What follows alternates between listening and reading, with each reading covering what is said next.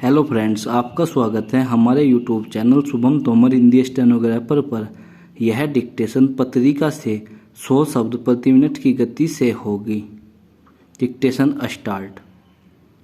उपाध्यक्ष महोदय, हो सकता है आज या निकट भविष्य में हम लोकसभा का अधिवेशन दिल्ली के बाहर कहीं न कर सकें, लेकिन भविष्य में ऐसी स्थिति आ सकती है और यदि हमें संसदीय कार्यों का मंत्रालय चाहे और इस संबंध में शीघ्रता करे तो वह भविष्य निकट में भी आ सकता है। अब जब हम अपनी संसद का अधिवेशन दिल्ली के बजाय कहीं बाहर कर सके, वैसे अभी भी हमारे देश में अनेक प्रदेश ऐसे हैं जहां जाड़ों में कहीं अधिवेशन होता है, गर्मियों में कहीं होता है। जम्मू कश्मीर की विधानसभा गर्मियों में श्रीनगर में बैठती है तो जाड़ों में जम्मू में बैठती है। बम्बई की विधानसभा भी पूना में बैठा करती थी। कांग्रेस राज्य का एक ऐसा भी उदाहरण है कि मध्य भारत राज्य तो एक था, मगर उसमें 2 राजधानियां थी, एक ग्वालियर में और दूसरी इंदौर में। इसलिए जब हमारे कांग्रेस के मित्र इसका विरोध करते हैं तो वह मेरी समझ में नहीं आता।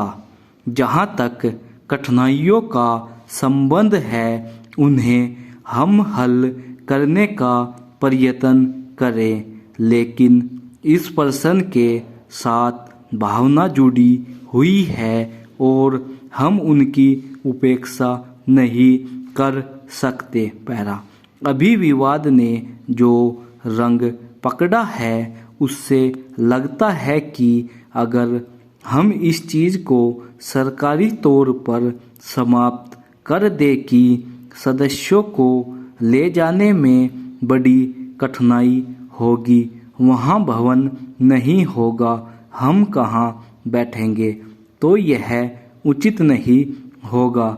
इतने वर्ष हो गए पर अभी तक सरकार सदस्यों के लिए दिल्ली में सारी सुविधाएं नहीं जोड़ सकी, तो हैदराबाद और बंगलोर में यह कैसे संभव होगा, यह तर्क भी दिया जा सकता है और इस तर्क में बल भी है, मगर इस प्रस्ताव के मूल में जो भावना है उसका समादर किया जाना चाहिए कि देश की एकता को पुष्ट करने के लिए यह बात कही जा रही है कि राजनीतिक स्वार्थ की सिद्धि के लिए नहीं, उत्तर और दक्षिण में कोई नया भेद खड़ा करने की बात की तो कोई आवश्यकता ही नहीं है। लेकिन हमें यह मालूम